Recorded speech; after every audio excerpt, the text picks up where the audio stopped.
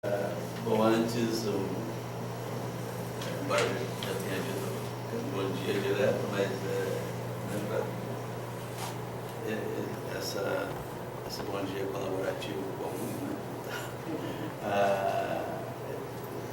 Esse tema que eu tenho trabalhado, eu estou voltando, né, de um espaço de tempo de novo cedido pela UERJ, o Ministério da Cultura, e agora desse processo tenso, né, que a gente está vivendo. Eu estou saindo de um processo quase assim inédito e dos bons de ser, posso me chamar de gestor público de ocupação.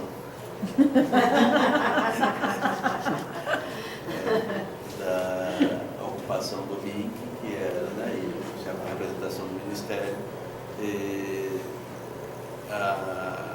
E claro que isso tem muito a ver com o tema que eu quero desenvolver aqui, porque está absolutamente ligado no que certamente essa categoria que vocês trabalharam ontem aí, que veio à volta aqui do sujeito da ação, né?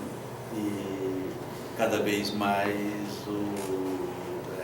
essa relação de poder fica mais clara, né, do que é a relação direta entre o pensar e o fazer, sem dicotomia, né? Não temos que pensam, os que fazem e perdem, né? Então, nesse sentido,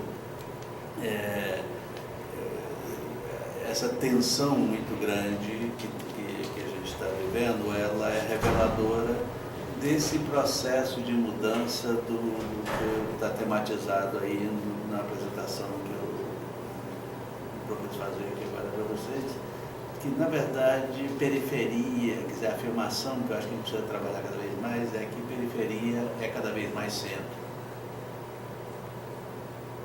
E vinculado a isso, favela é cidade.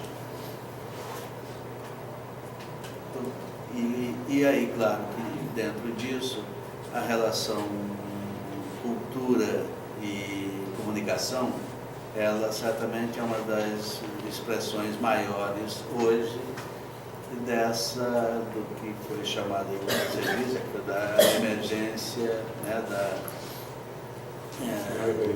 da cidade periférica, né?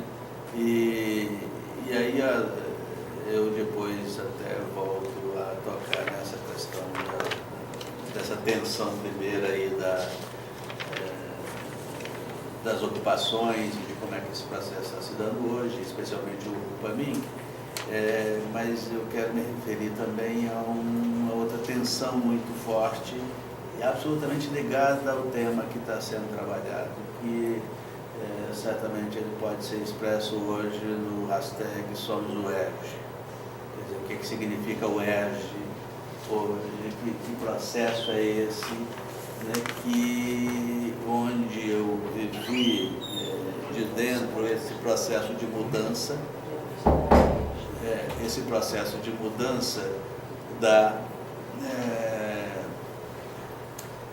de uma UERJ que praticamente era chamada de... a graduação era a formação da UERJ, né? Então ela tinha, há poucas décadas atrás, uma relação muito direta, assim, de um colegião quase, né? E esse processo, a partir do reitor Ézio Cordeiro, né, para cá, tem uma mudança substancial. Você chega agora, até bem pouco tempo atrás, onde cerca de 10% apenas era ainda ficava com graduação, com o processo de formação e de pesquisa em dia, qualificação absolutamente importante, colocando a UERJ como as grandes universidades do Brasil, né? Tendo alguns espaços mais claros. E, contraditoriamente, quer dizer, portanto, é quase desnecessário dizer para um grupo como o nosso, né? Mas sem o pressuposto da contradição, dificilmente a gente vai acabar entendendo as coisas, né? E a possibilidade de dizer, essa contradição é tão grande, claro que ela tem relação com as outras contradições que estão em curso, né, no processo político brasileiro. Mas a situação em que se encontra o UERJ hoje, ela é extremamente grave. Ela é de destruição, muito forte, ao mesmo tempo que a resistência também é muito grande. Então, e aí eu queria estou chamando a atenção disso, porque nesse processo de pesquisa que eu tenho trabalhado, da periferia ser cada vez mais centro, né, e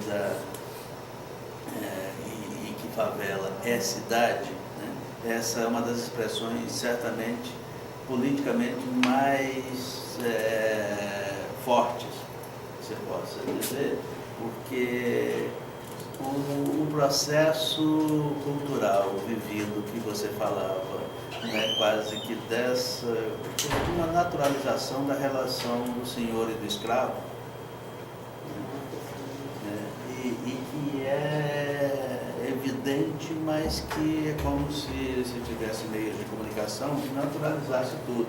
Então essas coisas acabam ficando naturais, né? Assim como fica natural nossos estudantes, né, da questão urbana, ou arquitetos, ou engenheiros, os mais diversos e tal, continuarem construindo prédios em que depois da área de serviço você tem um quarto de empregada sem janela. Quer dizer, isso é cela, né? Só que é muito natural tudo isso, né? E mesmo hoje, com todas, né, as construções contemporâneas urbanas e tal, os modelos permanecem, né? Quer dizer, e claro que isso certamente leva a que a existência também da favela seja uma coisa natural. Por quê? Porque existe na sociedade esse modo de produzir, de ser, e uns trabalham, outros acumulam, né? E aí é preciso colocar com muita tranquilidade, né? Porque ao mesmo tempo que você tem que afirmar a importância da favela, no sentido inclusive de recuperar as relações de vida que são as colaborativas, que são as comunitárias, que são as, né, e que é a da resistência, da diversidade, né, das mais diferentes origens, né, que é a relação de vida, que ao mesmo tempo que é de resistência, ela é de criação e de significação para o conjunto da cidade. Ao mesmo tempo que isso é algo absolutamente criminoso. Como é que você pode viver numa cidade, que eu até aqui no Cidade Cerzida, que eu escrevi, que está agora na outra edição, né?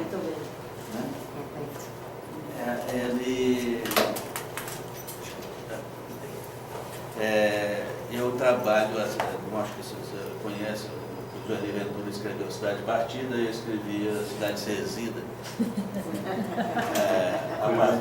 Cidade Partida. Do Johnny e o meu Cidade Cerzida. Cidade Cerzida, para qualquer coisa, fazer o diálogo. A costura da cidadania de Santa Marta. Marta. Uma coisa estranha assim. Quer dizer, então que, claro que do ponto de vista do acesso à coisa pública, aos bens públicos, é absolutamente partida. E aí a fotografia mais nítida é aquela, inclusive, que o Zueli fez da chacina de Vigário Geral, né? E desse ponto de vista, assim, agora o problema é que você transformar isso numa expressão política, antropológica, normalizada pelos meios de comunicação, né? É outro tipo de coisa. Então, do ponto de vista da existência real da cidade, ela é absolutamente cerzida. Tem um amigo meu, mas que a gente teve divergência muito grande e tal, né, nos personagens do Caco Barcelos, no dono do Santa Marta, né, o André, num dos debates ele dizia, lá no início do Fórum Social Mundial, em Porto Alegre, né, e quando as tensões entre as diferentes tendências do tráfico fotos e tal. E ele falando do risco que estava do morro descer, e descer armado, o que significaria isso para a cidade, um certo terror na história. Né? E eu pedi para intervir no seguinte sentido, de que, primeiro, que não se deve confundir qualquer relação do tráfico com poder paralelo. O poder paralelo é o poder existente que age paralelamente. Então, milícia, sim, é poder paralelo. Agora, o tráfico é a terceira economia do mundo. Então, é um outro tipo de relação que existe. E nessa existência, inclusive com um processo de armamento para o estabelecimento do não lugar de uma coisa que é proibida, e um não lugar, favela. Né? Que é isso, né? Não lugar. É um lugar mais expressivo que, do ponto de vista público, é não lugar. Então, eu comentava, então acho que é o contrário.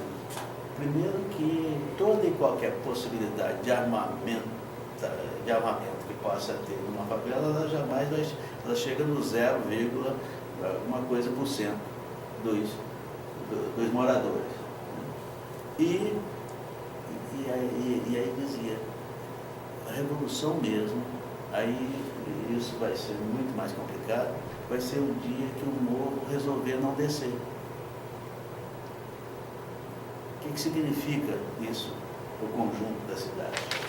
O que significa isso para o comércio todo, para as universidades todas, e para as casas, para a cidade em si, e para o próprio...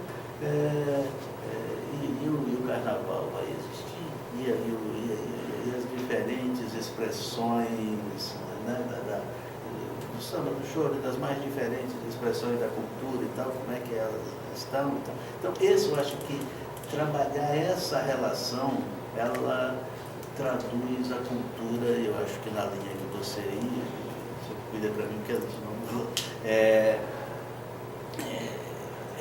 cultura não mais como, não só às vezes os setores mais conservadores trabalham, ou a administração pública trabalha, a cultura como uma coisa eventual ou de eventos, né? Ou que se produz. Né?